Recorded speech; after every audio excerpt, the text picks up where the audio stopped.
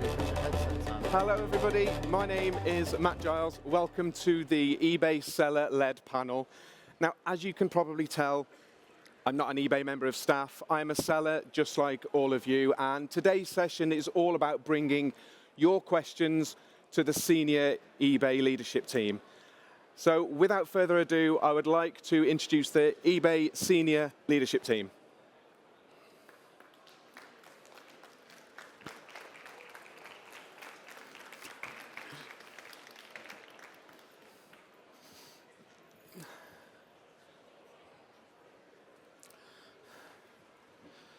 Thank you very much for joining me. It just feels a bit of a strange situation, me sat on this side and you sat on that side. Are you feeling okay? Loving it. Okay, so I think although everybody will probably know who you are, I think if we go down the line, if you can just do some basic introductions, who you are, what your job title is at eBay, and then we'll launch into the questions. Great. Thank you, Matt. I am Eve Williams and I lead the UK business. Hi everyone, I'm Will Waitman. I lead the global regulatory team. Hi everyone, my name is Niti Awasthi and I lead the UK business seller team here. And good afternoon, I'm David Newman and I'm leading Trust. Excellent. Well, sellers have been really involved in sending in their questions, and hopefully we can get some really good answers today. So, Eve, I think this first one's going to be for yourself. So before we plunge into the various questions that have been sent in, we've clearly seen a lot of changes on eBay over the past 12 months. With the move to free-to-sell for private sellers, new buyer protection fees, the launch of eBay Live, which is absolutely amazing, managed shipping, and many others. So can you tell us briefly, can you talk us through the rationale for some of those changes and how they all fit together? Yeah, perfect. Thank you, Matt. And just a big thank you to all the sellers who've sent in questions as well. It's always good to know what's on their minds. And actually, a lot of the things that I'll talk about now are actually conversations that I've had with sellers today. So as you called out, we've made a lot of changes to the platform over the last year. I guess the things I probably want to focus on here are the things that are hopefully supporting our business sellers, the community that is here. You called out as a couple of the things that I think have hopefully made the biggest difference. One of the things has been the introduction of Live recently. That has been all about introducing a new way for you to show up as our sellers to reach buyers. It's been amazing to hear some of the investment that's going into it from you. I met one seller earlier who's spending 2 hours a day speaking to his community and selling trading cards, and it's been amazing to see the growth that he's had on Live, but also what he hopes it will do for Core as well. So I think Live has been a really big game changer. Hopefully lots of you here have heard today the theme of AI, the way that we think it is going to really help to supercharge your businesses. And so I hope lots of you have had the opportunity to go along to the eBay AI Activate workshops today to start understanding what you can do with the enterprise level AI tools that you now will get access to as part of this new program. That's in combination with a lot of the tools that we've launched on site, things like magical listings.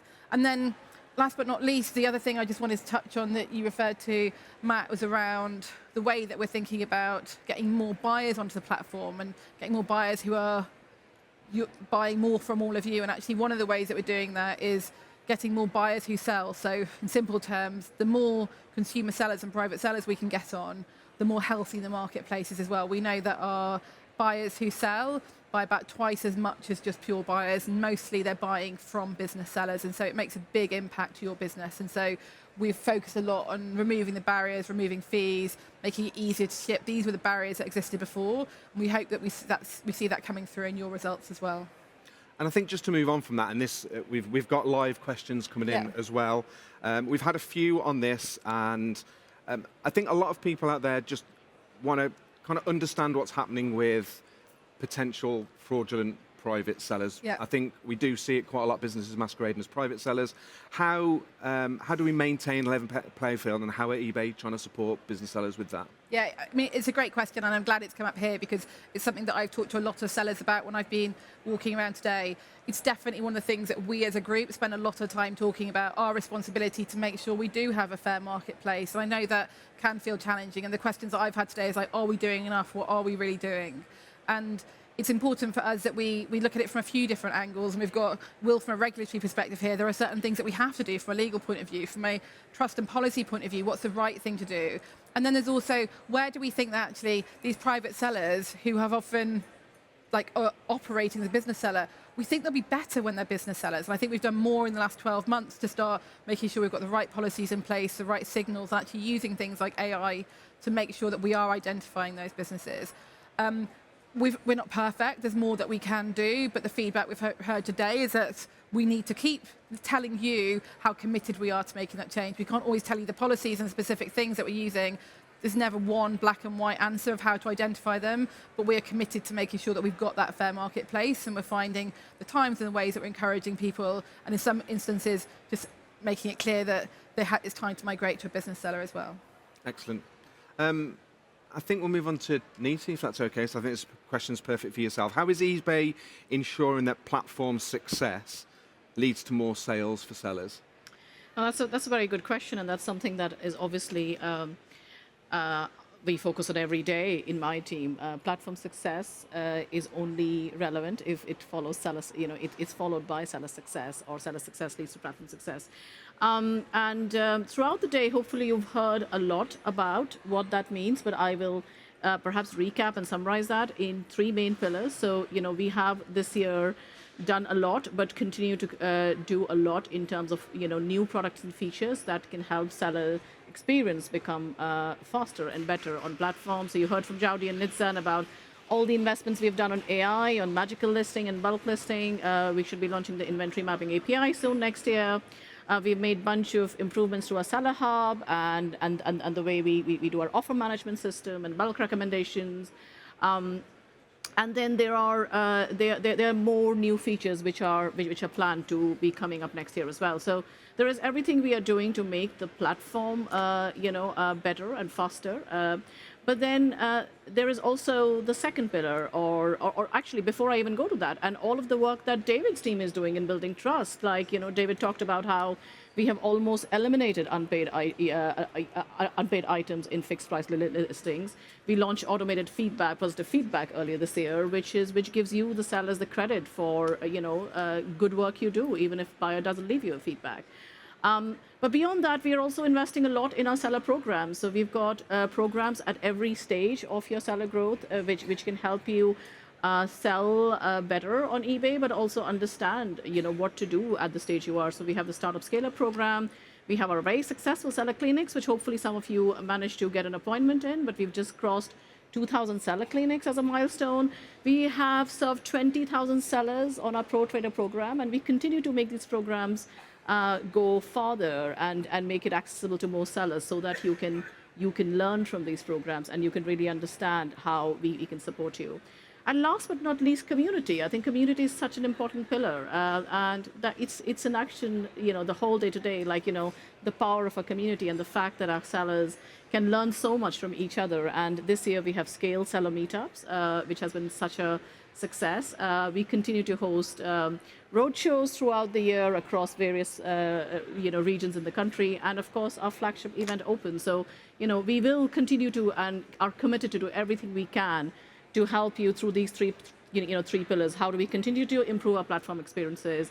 How do we build programs that help you scale on eBay? And then how do we use the power of community to bring you all together? Because there's so much learning to be done from each other as well. Excellent. And I think you touched on trust there, which is a nice kind of segue into, David, something I'm going to ask yourself, and actually echoes some of the questions that have been sent in. It's sometimes perceived that within the seller base, that eBay often sides with the buyer. What are your thoughts on this, and how are you developing policies to protect sellers who are doing the right thing on the marketplace? Yeah, well, first off, I trust you've heard at least a half dozen times today the statement that we only succeed when our sellers succeed. So any idea that we are deliberately out trying to side with the buyer is absolutely false. But I do think we kind of fueled this perception in the past. If you even take the eBay money back guarantee, that's by design a buyer program. We have a whole suite of seller protections, and you'll find on many other marketplaces equal branding between what is for a host and a guest, or a rider and a driver. And so I think it's just something we haven't done a great job always getting out in front of and sharing what we're doing in terms of protections. So that's something we're actually looking to bring forward in the next year. It's just more clarity, one place you can go and you can understand the protections. I'm struck by the sellers who have come by our returns and protections booth, and love hearing when people say, hey, I'm here, I have this one problem, can I get help solving it? that the number of times that it's something we can actually help you solve yourself, but we just don't do a good job communicating it up front. So a couple of examples of, what are we doing to side with the seller? So I hope you all heard the announcement. There was a lot going on with multiple sessions, but in our trust session, we talked about the new protection that's launching for item not received claims. So if you have an item not received claim and you pay out to the buyer and then the item arrives afterwards, we're now going to refund you that money. So that's investment eBay's making directly with you. And we do tie that to the use of eBay labels, because when you use eBay labels, we can see all of the information. Unfortunately, when you don't use an eBay label, we can't see it. So we're trying to put these pieces together, put investment in place so that we have your back. Another one, as I just was alluding to, is carrier data. Just right before this, on the other side of the stage, we had representatives from all the major carriers. And we're working really closely with them to get an unprecedented level of data from them. So even latitude and longitude coordinates, so that any time that there might be any label fraud on a return coming back to you, where something arrives in your zip code, shows as delivered, we're now able to see, was it delivered to your precise address, and protect you preemptively. So those are the types of investments. And then the last thing I'll touch upon is there's what we can do overtly for all of you as sellers, and then there's also what we can do with buyers who are causing trouble. This is an area where advances in AI and data science we're heavily leveraging. And there's really 4 steps. As you're all familiar with as sellers, our buyers have been equally treated to you're either good or we're shutting you down. That's we've operated in those 2 poles. And moving to a model where the experiences that buyers go through will really have 4 parts to it. The first time a buyer does something abusive, might be returns abuse, it might be excessive bid retraction, it might be excessive cancel abuse. We're going to make it really clear to them that they just did something that's not in the spirit of the marketplace, remind them that sellers are people just like them running businesses, and they're disrupting those businesses. If it happens again, they're going to get very stern messaging that's persistent throughout the site that says, if this happens again, action will be taken. And then the third time, if something were to happen after that, then we'll have a restriction or suspension. Part of why some of the abuse happens, and we have to own this, is if we're not telling a buyer what they're walking into, they may keep doing it. So we hope that we can actually help all of you sellers by communicating much more clearly to buyers about what's expected and this contract that they're in on the marketplace, and then making sure that they understand the repercussions as well. And the last thing I'll add is, as part of that, is there's work underway, and we'll be excited to announce early next year when we have it all landed. But we know it's been too easy for buyers that we take action against to pop up again with a new account. So there's going to be new capabilities around phone verification, identity verification, so that if we do take action on a buyer and they try to come back on the platform, when we go to verify them, we'll see who they are, what they've done before, and we can tie all that together. So I hope from all of that you get a flavor that we're not here to side with the buyer at all. The sellers really are our lifeblood, and again, we only are successful when you're all successful. Excellent. I'm constantly checking questions that are coming in, and there is a theme. And I think regulations, and Will, this is going to be perfect for yourself. There's a lot of maybe lack of knowledge, or people being a little bit wary about GPSR, how it's going to affect their business.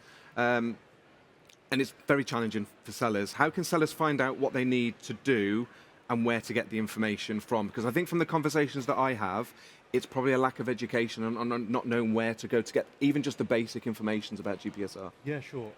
So to get information about GPSR, we've put together a web page. So if you go to ebay.co.uk/GPSR, that explains the basics of what you need to do. So it explains the information that you need, explains how to upload it to eBay, and it answers a bunch of what we've heard from sellers are questions that are often asked. And to summarize it simplistically, GPSR applies to European Union countries plus Northern Ireland. It doesn't apply to buyers in England, Wales, or Scotland. So if you're just selling to those areas, then you don't need to worry about it. So what GPSR requires is that you have either a European-based manufacturer, and you provide their contact information, to eBay through the listing, and then and if it's not EU based, then you have to have what's called a responsible person in the EU. And that responsible person, you should be able to get their information from your supplier, because your supplier should normally have a responsible person based in the EU.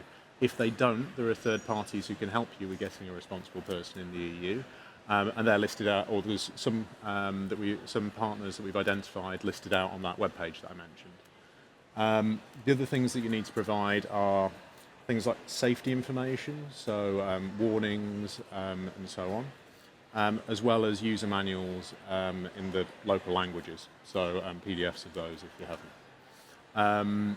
Yeah, anyway, the information, so there's a lot there. The information is summarised on that website. There's a video as well. And the other thing to go out, it doesn't apply to all categories and it doesn't apply to all items. So if items were, regulations are often complicated in the terminology they use about things, but so if an item was placed into the EU before 13th of December, which is when the law came into force, and then you also don't need to worry about GPSR information. So in practice, that means if you had listings that were live before then you probably don't need GPSR information. If there were those items were being sold in the EU before then, you probably don't need GPSR information. There are also certain category exclusions as well around things like antiques and collectibles and so on. Yeah. Okay. Fantastic. And I think the word tariffs is going around a lot, and again, it's kind of potentially lack of knowledge. If you were going to give some basic advice to people about how to manage their business in relation to cross-border trading or tariffs, environmental obligations and taxes, what would be your key go-to kind of advice? Well, I think on tariffs specifically, the piece of advice I have is to use GSP. And especially because, as we announced earlier on today, we're now putting this country of origin information onto GSP listings. So what that information is where the item was manufactured, essentially. And we know often if you've got lots of items from lots of different places, it can be hard to find that. At least that's what I've heard from sellers. And that information is important because that's what the tariff is based on. It's not where you're shipping from, it's where the thing that you're selling was manufactured. And so we're adding that information on to GSP listings from today. And so, that would be my advice, is to use GSP. Yeah, fantastic, excellent. We've had a lot of questions coming in about margins, about simplification of fees, if that's going to be this is coming to me, isn't it, Matt? This one is coming to you. Yes, definitely. So Bring it on. this is kind of a little bit of a compilation of several that had coming in. So how do we ensure that sellers can still maintain their margins when selling on eBay? I mean, clearly eBay, you're a business, you have to make money yourself. But how do we get a balance right so sellers succeed too? Yeah. If that makes sense? Yeah. I mean, it's a brilliant question, and actually it's one of the ones that we spend a lot of our time talking about, because ultimately all of you here today are business sellers, need to know that it's worth their while to sell on the platform. And actually we talk a lot about fees and what kind of fees are, but actually I think what's most important is the value for the fees. Like, are you getting the velocity, are you getting the sales that you want? And you just hit the nail on the head. Like, for all businesses, you are thinking about your margin, we are thinking about our margin, to make sure that we're all operating in a way that is sustainable for the long term. What we will do a lot of the time is make sure that we're investing the revenue back that we're getting from you into the businesses and into your growth. And so actually some of the examples that Neeti talked to, things like Pro Trader, Seller Clinic, the resource, the people, the time that goes into those, they are eBay funded initiatives that to make sure that we are giving you the tools to make sure that you can grow your business. What David talked about today of the new INR protections, when we know that a buyer then gets the item, to make sure you get that refund. Again, that is something that we are funding because we know it's a point of friction and it isn't fair that you are having to foot that bill when that item has already got to the buyer. And things like eBay AI Activate, finding it very hard to say that phrase. Maybe it's just the end of the day. eBay AI Activate. Again, that's something that we are funding because we believe it's something that will be good for your growth and for your business. And so, although it's frustrating that I realise that fees exist, and we're always considering, like, how do we make sure that we've got the right level of fees that you feel is fair and is competitive and that gives you reason to want to come to eBay. One of the most critical things that we try and do is make sure that you're also getting the sales that you want from those fees, because what I hear from you is it's not a problem if you're getting that velocity, and as what we talked about, it's crucial that we just give you the support to make sure that you can drive that growth. We had a really good question come in actually to say that eBay are absolutely fantastic at providing data, and there is so much to take on board. But if you were going to give some advice to people in relation to what are the key performance indicators and what's the most important bits of data to help grow sales that they should use from places like Seller Hub and the community boards and stuff. Is this to me or to the... Actually, it's open to anybody that would like to answer that. So the question is, There's so much data provided to sellers. What is the most important ones that we can focus on to help grow sales? Yeah. I'll kick it off from my perspective, and actually I'll use it as a couple of examples of sellers that I've spoken to today. And I think that this might seem like a bit of a compromised answer, but I think it absolutely depends on your business and the kind of business that you are. I met one seller earlier who is a collectible seller in Militaria, and actually he was saying that the new research product information tool, the data that we can give about previous listings and performance is absolutely vital to his business and growth. I think there can sometimes be a sense of like there's so much information out there about previous listings, about impressions, about your ads velocity. Figure out the one that's most important to you. Figure out if it's data and insight about the days that your items are selling, when is it you're getting the velocity on those items, if it's auctions, like figure out and do the tests yourself as well, because I think it can be very overwhelming to use all the information, but trying to hone in on the things that are going to make a difference to your business are absolutely crucial. But I will hand over to I would add that like if you attended a AI workshop, I think some of it was discussed there, but you will also start seeing in some of the custom GPs that we'll make is like how do you use AI to get those better data insights. Like there's an example of how to use your buyer feedback and use AI to then really come up with key themes of what your buyers are sort of looking for. Which areas are you doing well at? Where can you support your buyers more? So definitely, as you embrace eBay AI Activate, use those custom GPTs to also understand, what are the most important metrics for you that will help you grow your business. Yeah, the only thing I might add to it is it's great that everyone feels like there's a ton of data out there. But I think we talk a lot about trying to make sure we're delivering you insights so that you don't have to work through all of that data, that you can get at the insight faster. So I would just invite, if there are areas where you're wrestling with the data to get to the insight you need, please let us know what that is. If we can simplify it and actually, rather than giving you all the data and asking you to go off and do the heavy lifting, if we can jump right to an insight, please let us know, and trust that we'll get right after that. I think the only thing I'd add is, as David said, there's loads of data available, but just think about things from the buyer's perspective. I mean, the way that our site is optimized for when buyers are searching is to show them items that they want to buy. And so if you think about from their perspective what they want to see, how they're going to be searching for your items, and the types of information that they need to make that purchase decision, then you'll stand a better chance of selling. We've had a lot of conversation throughout the day about community. Obviously, everybody here just shows that the eBay community is absolutely fantastic. We all come together to celebrate eBay as a marketplace. So how is eBay, and this is to you, Nita, is a perfect one for yourself, how is eBay continuing to strengthen the community throughout the rest of 2025 into 2026? What new initiatives, although we've heard a lot mentioned today for anybody who's missed some of the talks, what new initiatives or programs have you introduced this year to support sellers in connecting, learning and growing together? Right. I'm going to actually risk it, and this is live feedback, but can I have a show of hands if you've had a good day today and it's been worth coming here? Hey, Well, that's what we want to see. That is the power of community. I mean, there were over 900 of you today who came in through the doors this morning, and you've spent the whole day speaking to us, speaking to each other, attending so many sessions. Most of our workshops were packed. And I think that is, to your point, Matt, the strength of a community.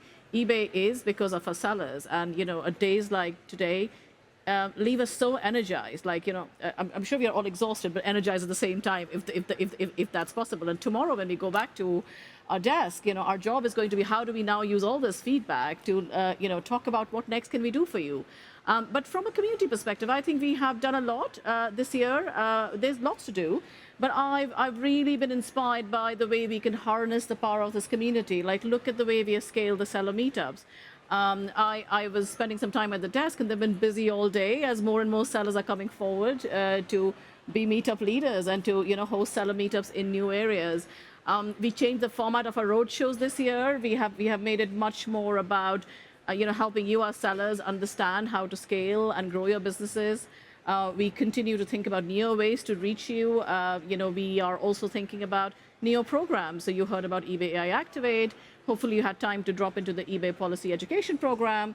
So all of these are our ways of connecting with you, but also sort of helping you understand, where we can help you. But I think for me, the most inspiring part of today and this job throughout this year has been just the sheer power of community, which is so special. We always call it the human connection.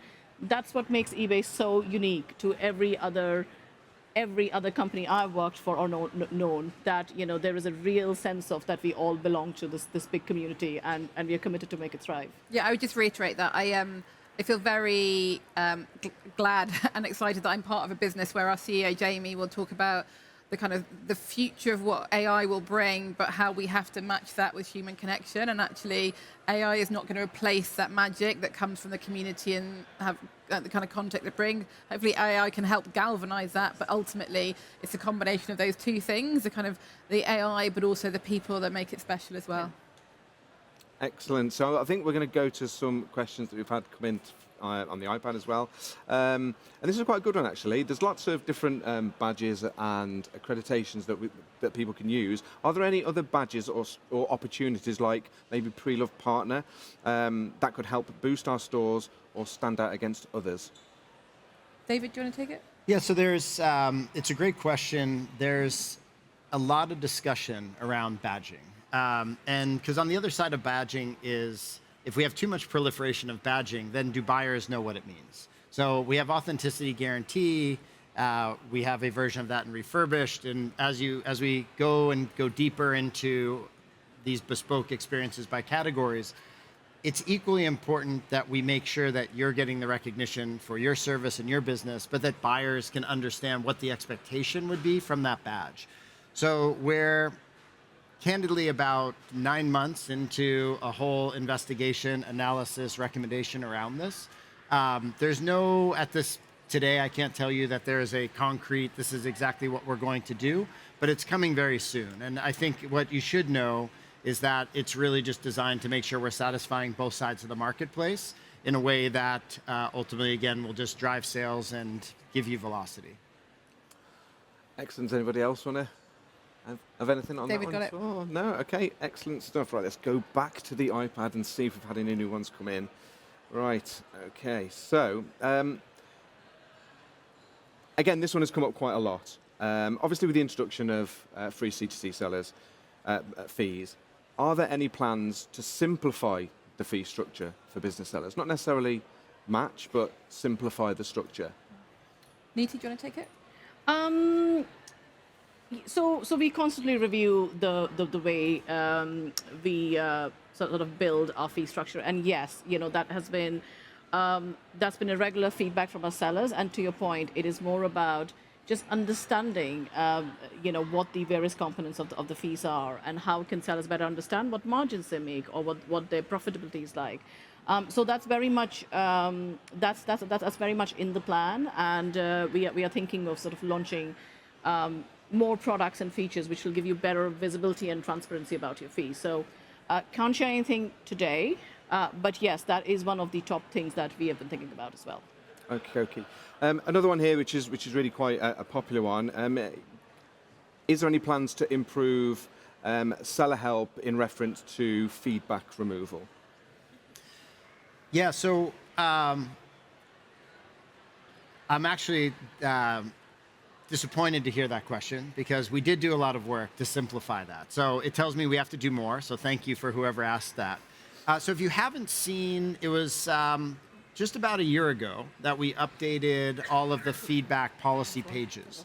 Used to be quite lengthy pages that link to other pages, and now it's all in one place. And I wish I could pop the QR code up, but if you look up feedback policy or feedback removal policy, you'll find your way to that page. It's quite clear about what the grounds for feedback removal are, and it gives you a direct link into how to request feedback removal.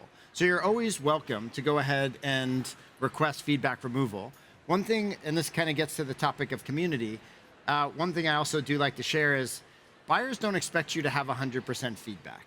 I think that's kind of a monster we've created. But if you think about anything else you look at in terms of restaurants or hotels or other services where you see ratings, you don't typically see 100%. And in fact, buyers have told us that when they see 100%, and you can Google this, if you write eBay 100% feedback, you'll see buyers saying, can I trust a seller with 100% feedback? That seems impossible. How is that happening? So I would encourage you, one, check out that page. Hopefully you'll find the information you need.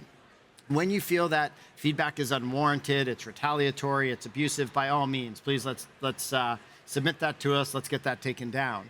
But where it's something borderline, I would also encourage you to just write a really purposeful, professional response, because we have heard from buyers that sometimes that professional response from a seller actually reads more powerfully than a random positive review. So happy to sit down or walk over to the booth with anybody who wants to go through that feedback page. But I do hope you feel supported in that, because that was really our intent last year. But we will go back and revisit it, and if you have specifics around that, please come by and tell us what we could do to make that better. Excellent. Well, thank you very much. We are unfortunately out of time. I want to say a massive thank you to the senior leadership team at eBay, and a massive thank you from me to you for actually inviting me down to host this session. I feel incredibly privileged, so thank you very much. I hope some of you got your answers, questions answered, but I'm sure everyone will be around for you to go and ask any further questions. So thank you very much for attending. I hope you had a great day. Thank you, Matt. Thank you, everyone.